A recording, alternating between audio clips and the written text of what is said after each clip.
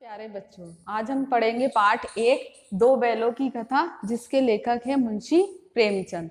प्रेमचंद को उपन्यास सम्राट कहा जाता है। सबसे पहले हम पढ़ेंगे प्रेमचंद के जीवन परिचय के बारे में। प्रेमचंद का जन्म बनारस के लमही ग्राम में 1880 में हुआ था। इनके बचपन का नाम था धनपत राय।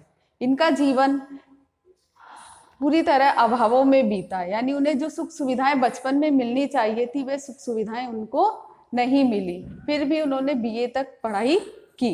इसके बाद उन्होंने शिक्षा विभाग में नौकरी की, लेकिन उनका मन नौकरी में नहीं लगा और उन्होंने वहां से त्यागपत्र दे दिया और जो वो असहयोग आंदोलन था उसमें शामिल हो गए। और इसके बाद वे पूरी तरह अपने लेखन कार्य यानी लिखने के कार्य की तरह क्या हो गए, पूरी तरह समर्पित हो गए।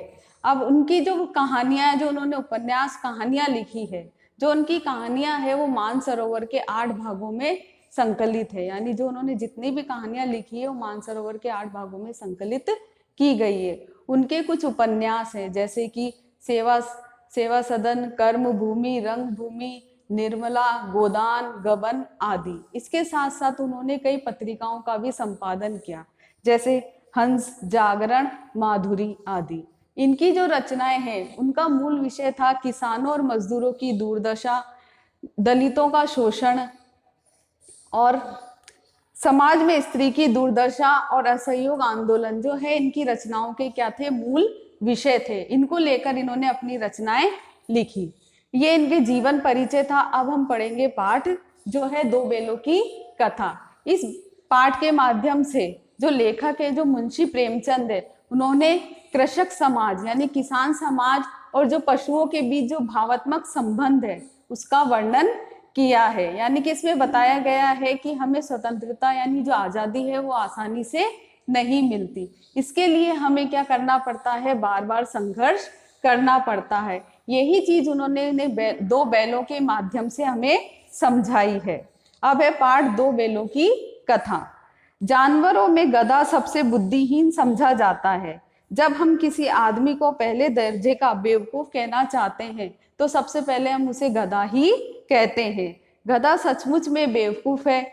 उसके सीधेपन, उसकी निरापद सहिष्णुता ने उसे ये पदवी दी है। यानी कि जो उसको ये जो पदवी मिली है वो किसके कारण मिली है, उसको उसके सीधेपन के कारण मिली है और उसकी सहनशीलता के कारण ये सब उसको पदवी मिली है। इसका निश्चय नहीं किया जा सकता। गाय सींग मारती है। ब्याई हुई गाय तो अनायास ही सिंहनी का रूप धारण कर लेती है। अनायास यानी अचानक ही वो शेरनी का रूप धारण कर लेती है। जब उसके बछड़ों पर या कोई हमला करता है तो वो शेरनी का रूप धारण कर लेती है। कुत्ता भी गरीब जानवर है, लेकिन कभी कभी उसे भी क्रोध आ जाता है, किंतु गधे को कभी क्रोध करते ना ही सुना ना ही देखा है। जितना चाहो गरीब को मारो, चाहे जैसी खराब सड़ी हुई घास सामने डाल दो, उसके चेहरे पर कभी भी असंतोष की छाया भी नहीं दिखाई देगी। यानी उसके चेहरे पर हमेशा क्या रहता है, एक सा ही भाव रहता है। चाहे उसके साथ कैसा भी व्यवहार कर लो, चाहे उसे खाने के लिए कुछ भी दे दो। वैशाख में चाहे एकाध बार कुलेल कर लेता है। कुलेल यानी क्रीड़ा करना यानी खेलना, पर हमने तो कभी उसे कभी खुश होते नहीं देखा। उसके चेहरे पर एक विषाद शब्द का अर्थ होता है दुख, स्थायी रूप से छाया रहता है। यानी उसके चेहरे पर एक दुख का भाव हमेशा ही रहता है। सुख दुख हानि लाभ किसी भी दशा में उसे बदलते नहीं देखा। यानी वो चाहे सुख हो चाहे दुख हो, कैसी भी परिस्थिति हो, हमेशा वो क्या रहता है, एक सा ही रहता है। उसके व्यवहार में कोई भी परिवर्तन नहीं आता। ऋषि मुनियों के जितने गुण हैं वे सभी उसमें पराकाष्ठा को पहुंच गए। पराकाष्ठा यानी बिल्कुल जो अंतिम सीमा होती है, यानी कि वो सब कुछ सहन कर लेता है, वहां तक पहुंच गए। यानी वो किसी को कुछ नहीं कहता है। पर आदमी उसे क्या समझता है, बेवकूफ कहता है। क्यों? क्योंकि उसकी जो क्या है, वो सहन करने की शक्ति है। इसी कारण उसे क्या कहा जाता है, बेवकूफ कहा जाता है। सद्गुणों का जितना अनादर कहीं नहीं देखा। कदाचित सीधापन संसार के लिए उपयुक्त नहीं है। देखिए, भारतवासियों की अफ्रीका में दुर्दशा हो रही है। क्यों अमेरिका में उन्हें घुसने नहीं दिया जाता? बेचारे शराब नहीं पीते, 4 पैसे कुसमय के लिए, कुसमय यानी बुरे समय के लिए बचाकर रखते हैं, यानी अपने आने वाले भविष्य के लिए, या कभी कोई जीवन में मुसीबत हो जाए इसके लिए वो अपना थोड़ा बहुत जो अपनी आमदनी है उसमें से थोड़ा बहुत पैसा बचाकर रखते हैं। जी तोड़कर काम करते हैं, किसी से लड़ाई झगड़ा नहीं करते, 4 बातें सुनकर गम खा जाते हैं, फिर भी बदनाम है। कहा जाता है वे जीवन के आदर्श को नीचा करते हैं। अगर वे ईंट का जवाब पत्थर से देना सीख जाते तो शायद सभ्य कहलाने लगते। जापान की मिसाल सामने है, एक ही विजय ने उसे संसार की सभ्य जातियों में क्या बना दिया, गण्य यानी सम्माननीय बना दिया है। लेकिन गधे का एक छोटा भाई और भी है जो उससे कम ही गधा है, और वह है बेल, जिसका अर्थ है हम गधे का प्रयोग करते हैं। कुछ उसी से मिलते जुलते अर्थ है बछिया के ताऊ का भी प्रयोग किया जाता है। ये बछिया के ताऊ और ये सब किसके लिए, बेल के लिए प्रयोग किया जाता है।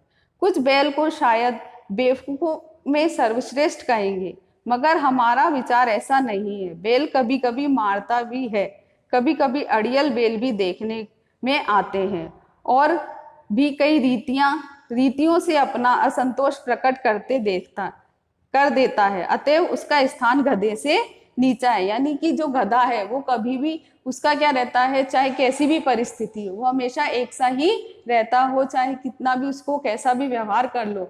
लेकिन जो बैल है उसमें थोड़ा बहुत उसके व्यवहार में क्या आता है, अंतर आता है, इसलिए उसको स्थान क्या दिया गया है, गधे से नीचे दिया गया है। झूरी काची के 2 बैलों के नाम थे, यानी झूरी काची जो था उसके पास 2 बैल थे, एक बैल का नाम था हीरा और एक बैल का नाम था मोती।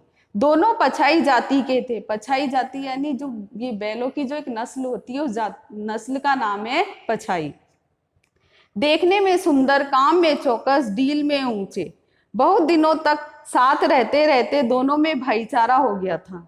दोनों आमने सामने या आसपास बैठे हुए एक दूसरे से मूक भाषा में विचार विनिमय करते थे। मूक भाषा यानी इशारों में वो एक दूसरे से बातचीत किया करते थे।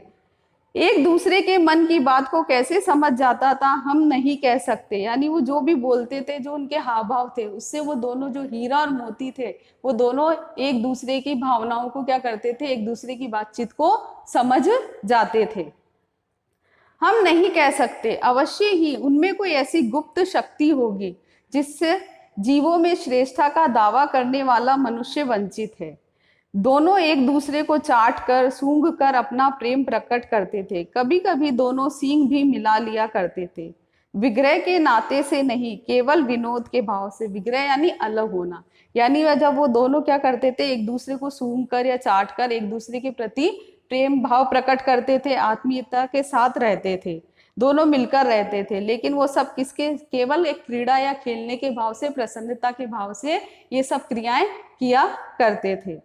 आत्मीयता के भाव से, जैसे दोस्तों में घनिष्ठता होती है, ढोल धप्पा होने लगता है, यानी उनमें जो आपस में जो खेल करते हैं वो चीजें होने लगती है। इसके बिना दोस्ती कुछ फुसफुसी सी, कुछ हल्की सी रहती है, जिस पर ज्यादा विश्वास नहीं किया जा सकता। जिस वक्त ये दोनों बैल हल गाड़ी में जोत दिए जाते थे, गर्दन हिला हिलाकर चलते, उस वक्त हर एक की चेष्टा यही होती थी कि ज्यादा से ज्यादा बोझ मेरी ही गर्दन पर रहे। यानी जब दोनों बैलों को बांधा जाता था जोतने के लिए, तो जो दोनों बैल थे वो यही सोचते थे कि जो वजन है वो मेरे ऊपर ज्यादा हो, हीरा पे नहीं हो। हीरा ये सोचता था कि मोती पे ज्यादा वजन नहीं हो, मेरे ऊपर ये ज्यादा वजन हो। दिन भर के बाद दोपहर संध्या यानी शाम को दोनों खुलते, तो दोनों एक दूसरे को चाट चूट कर अपनी थकान मिटा लिया करते थे।